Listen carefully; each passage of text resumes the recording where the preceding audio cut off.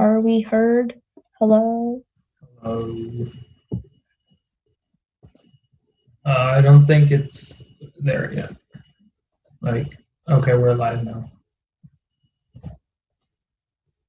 Nikhil, we can't hear you if you're saying something.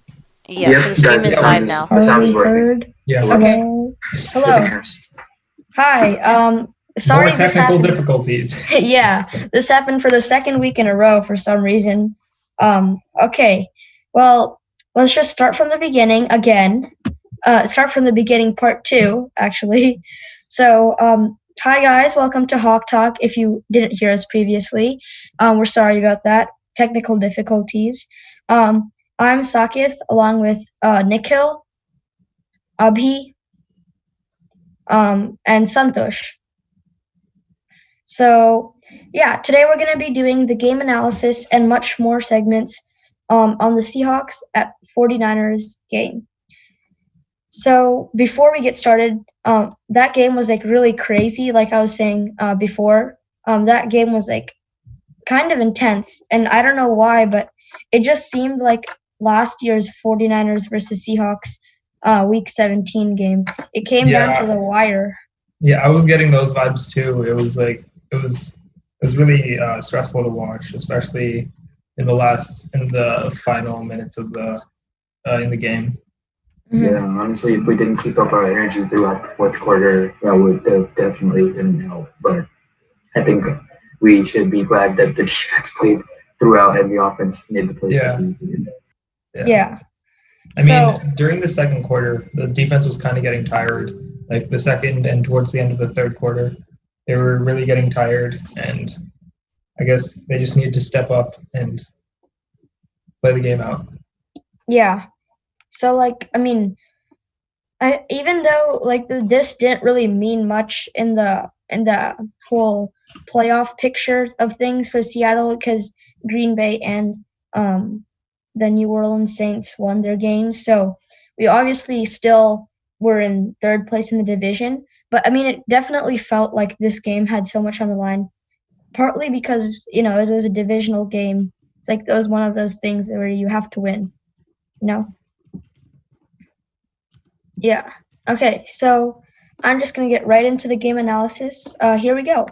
So basically, the San Francisco defense held the Seahawks offense to a lot of the game because their defense kept on getting the Seahawks to punt the ball and things like that. And both defenses actually played very well until late in the third and then fourth quarter. This San Francisco 49ers had more total yards, more passing yards, and the Seahawks, though, actually had more rushing yards. They had 121 rushing yards and then they also had 159 passing yards, while the San Francisco 49ers had 242 passing yards, but only 86 rushing yards. And this is a little bit different from what we saw last Saturday against the 49ers, because when they were playing the Cardinals last week, they were running the ball every time, and it was working for them. They averaged 7.6 yards on the ground last week when they were running the ball. But for some reason, today, the Seahawks were able to stop the run game, and that kind of put C.J. Beathard in positions to throw the football, which, as we saw, he didn't really do as well, because we saw him miss a few wide open receivers that could have been touchdowns, and who knows, that could have sealed the game for the 49ers. But C.J. Beathard kind of struggled a bit today. Third downs, both teams struggled, actually. Seahawks had 4 out of 12 third down efficiency, while the 49ers had 6 out of 15 third down efficiency. The Seahawks allowed 2 sacks in the first half, which is the first and second quarter, but then after that, they really stepped up their game and didn't allow the sacks anymore. But the 49ers allowed 3 sacks in the entire game. So I think, especially late in the game, Benson Mayowa forced a fumble, I think, on C.J. Beathard, and that kind of gave the Seahawks really good field position inside the 20-yard line to score a touchdown and seal the game. So now we're going to go down to big plays. So what's our favorite plays of the game? Mine, I mean, I'm going to be biased a little bit, but mine was the one where George Kittle, he got that one-headed catch. I thought Quandre Diggs was going to intercept it, but if he just hit George Kittle's hand at least, I don't he wouldn't have caught it. But it was an impressive catch by a tight end to jump that high and bring the ball in and go for an extra couple yards after the catch. So yeah, I think something that I saw, like Tyler Lockett, he had another huge day in Arizona. Like we saw in week 8 against the Cardinals, he had like 3 touchdowns, 200 plus receiving yards that day.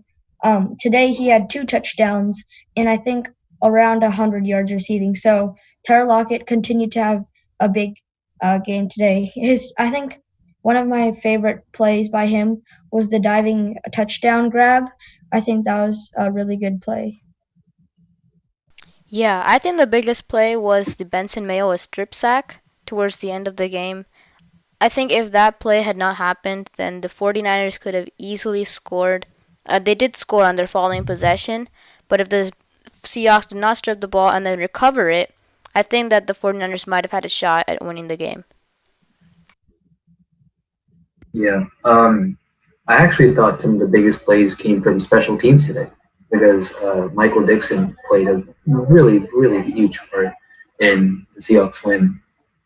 He tracked the 49ers inside the 20 more than 3 times. I assume he did play a huge part, and I think had that not happened, 49ers would have had field position many better field position many more times, and they could have had more scores. They could have won the game, especially since the defense was really tired today. So the Tyler Lockett plays were big, but I think Michael Dixon is the unsung hero today. also adding on to what Nikhil said, I agree with Santosh too. But adding on to what Nikhil said, after that strip sack, there was the Alex Collins touchdown. Really sealed the game, and it just shows you that the Seahawks have a 4-headed monster at the running back position in Carlos Hyde, which he has an injury right now, but hopefully he's back for next week. Chris Carson, Rashad Penny, and Alex Collins. So I think that's going to be really helpful for the Seahawks going into the playoffs. Mm-hmm. Yeah, I think we should go, following on to what Abhi said about Carlos Hyde, I think we should go right into the injuries with Santosh. Cool. So we knew about Carlos Hyde this past week, who was out with a non-COVID related illness. They sent him home. They didn't let him play this week. So that's that. And we saw through the game, I saw about, I think, 3 big injuries. First one that pops out, of course, is the Jamal Adams shoulder injury where he ran into a running back, I think, and he kind of popped his left shoulder a bit. So he seemed a bit down for the rest of the game. Ryan Neal came in, did a great job, but he seemed a bit down, so we'll see what his status looks like against the Rams next week. The other 2 are Jaren Reid. Jaren Reid suffered a oblique strain, which just hurts. But I think he will be able to recover for next week. And the last one was Rashad Penny, who had leg cramps. And Pete Carroll just said in the press conference after the game that Rashad Penny will be okay. So that's that. Yeah. I think also another small injury. It didn't affect the game too much, but actually Chris Carson's ear started bleeding midway into the 3rd quarter, I believe it was, or early 4th quarter. Luckily he was good. His ear got wrapped and he was able to play the game again. But yeah, I think that was it's not something you see very often. Yeah, going into the playoffs, I think it's really, really important that all of our players are healthy and are ready to play, especially key players like Chris Carson, Carlos Hyde, Jamal Adams, Jaren Reid. I think without them, I don't think we could really make it that far into the playoffs. Yeah. And like the thing is too, like Jaren Reid, some people were saying that he hasn't had the best season this year, but he actually has 6.5 sacks, which is like pretty good actually. Like 6.5 sacks as a defensive lineman, it's pretty good to have. Like that's a pretty good season for him. So we just need to make sure that our players are able to stay safe and able to continue through the playoffs. Speaking of one of the things that happened this week was I think this was Brian Monet's second game back, or I think it was his second game back after Harrison Snacks Jr. went back, left the team, and it's nice to just see him come back and play, and I mean he's going to be a huge help for the run defense going into the playoffs. So I think that's a really important injury that we should talk. A really important player that came back from injury. Mm-hmm. For sure, yeah. Brian Mooney is a great run person that we definitely need. And yeah, I think the healthier we are, the better we're going to be. In the playoffs, we saw what happened last year with all of our running backs, which was quite sad. But I think this year, if we have all of our running backs healthy and all of our defensive line healthy, I think we'll be fine. We can deep in the playoffs. Yeah, so now next up is the next week preview and predictions. So I think the main thing that's in everyone's mind as of next week is wild card and the playoff starting. And that is pretty much the only thing that's happening next week. So the playoffs are starting next week with the wild card. Only the number one seed of each conference is skipping the wild card game. And the teams that are in the playoffs from the AFC side are the Buffalo Bills, the Pittsburgh Steelers, the Tennessee Titans, the Baltimore Ravens, the Cleveland Browns, and the Indianapolis Colts. Miami Dolphins barely missed it, but they are not going to be there for the playoffs. So those 6 teams will be competing in the wild card round, while then conference leader Kansas City Chiefs, who fell somehow today to the Chargers, will not be. They will be advancing this round and going straight to the next. On the NFC side, the Green Bay Packers hold the number 1 seed spot and will not be playing our set of wildcard games. Instead, it will be the New Orleans Saints, the Seattle Seahawks, the Washington Football Team, the Tampa Bay Buccaneers, the Los Angeles Rams, and the Chicago Bears. Yeah. The Washington Football Team is only 6-9. They're not confirmed as they still have a game going on today against the Eagles. If the Washington Football Team loses to the Eagles, the Giants will take their spot in the playoffs. So until then, it's not confirmed the NFC wildcard playoff teams.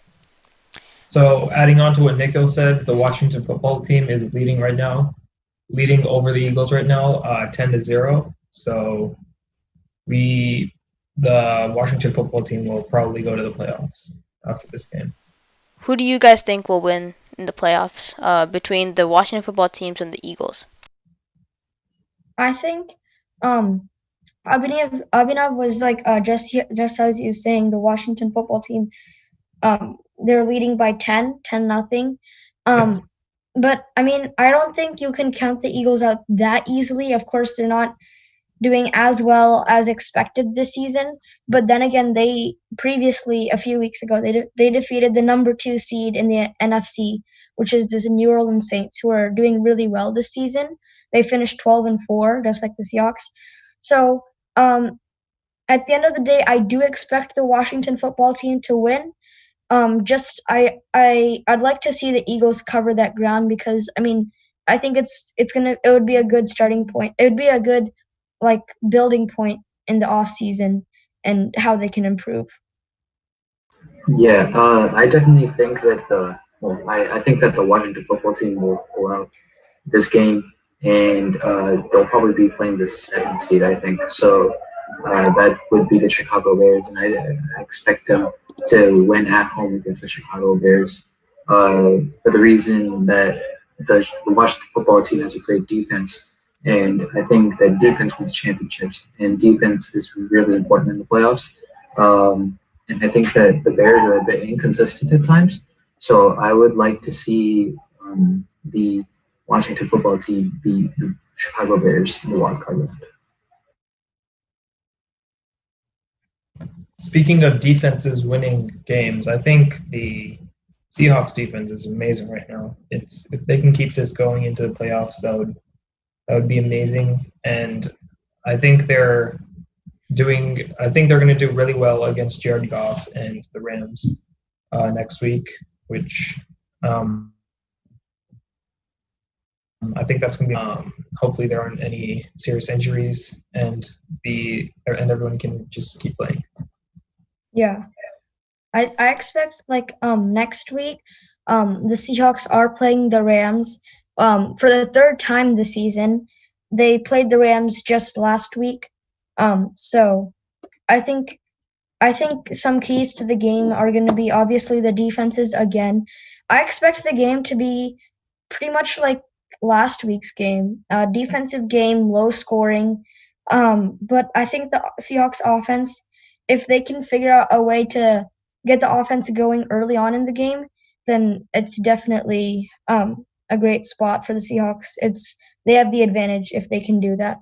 Talking about that, yeah, in the ahead. chat, some people are messaging saying that Jared Goff might be out next week because of his broken thumb, so that could play a huge factor in our chance against winning against the Rams. Cooper Kupp is also set to miss sometime next week because of his positive COVID test, which is also another key factor. He's a key receiver and a rusher, so that could put the offense down a lot, which means our defense can really step it up. Yeah, and I think that those two injuries are going to define how the Rams' offense functions. Cooper Kupp is obviously a great weapon for the Rams, and he had a great game against us last time.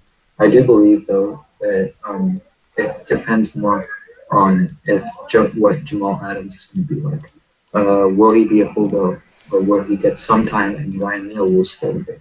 Because obviously the Rams' O-line is good, and their offense is kind of built around their O-line and how they play action off of the run game.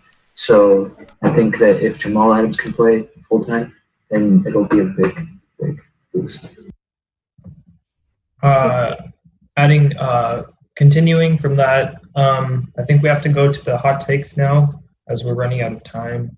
So one of the hot takes, there were a couple hot takes that happened this week for the Seahawks and for other teams. One of them is that the Browns' first playoff berth since 2002. This is really exciting for Browns fans and for the NFL in general, because the Browns are such an underdog team, and you would want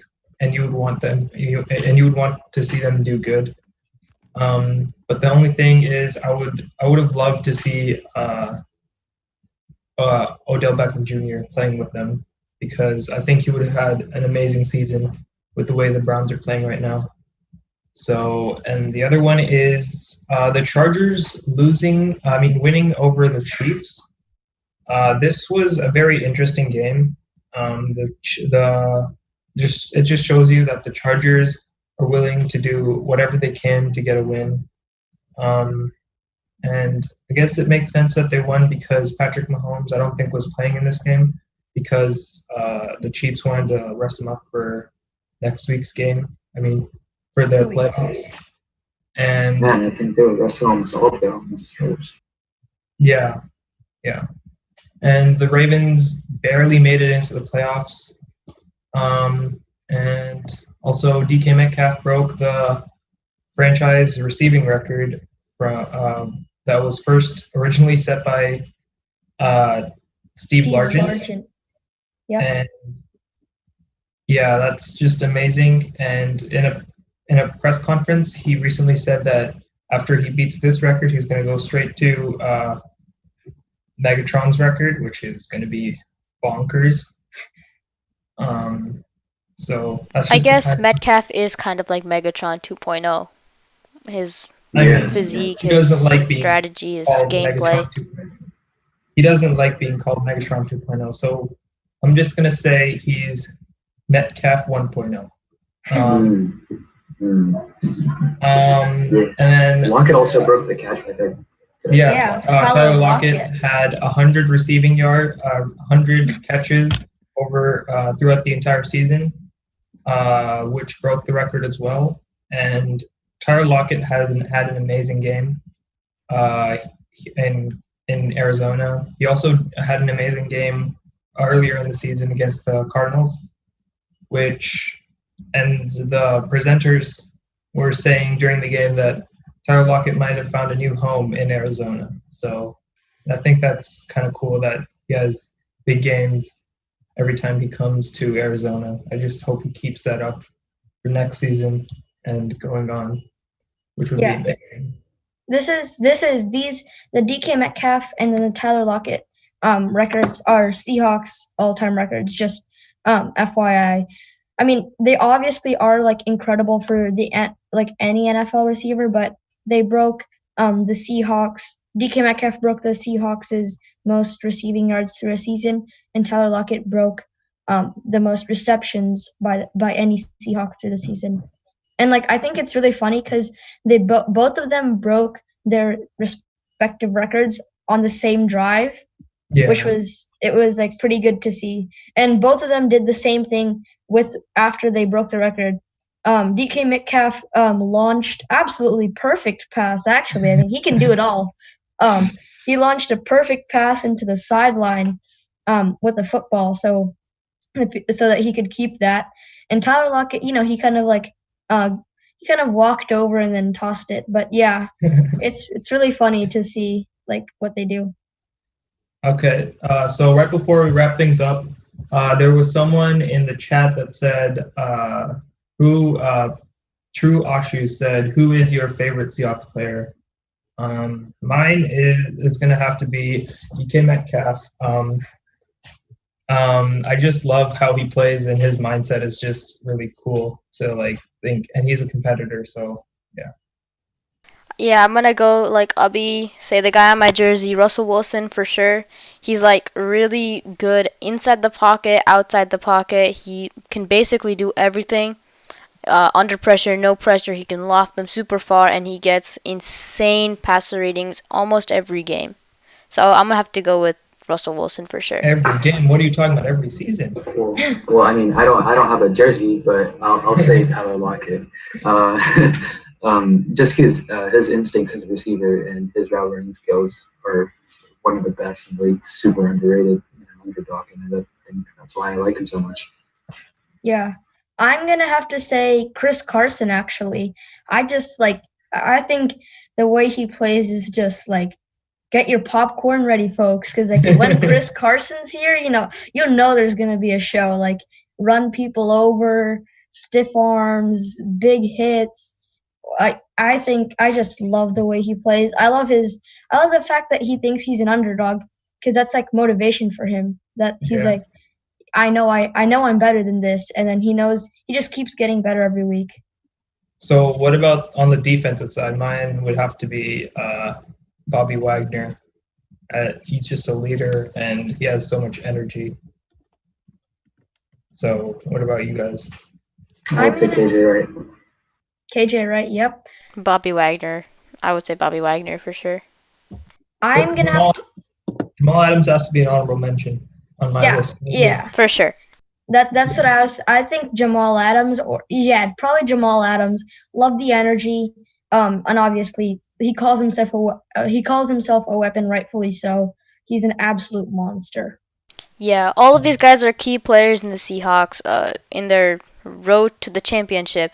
But that's going to be the end of this week's episode. Come back next week and we will give you a debriefing on the playoff game. But until then, goodbye.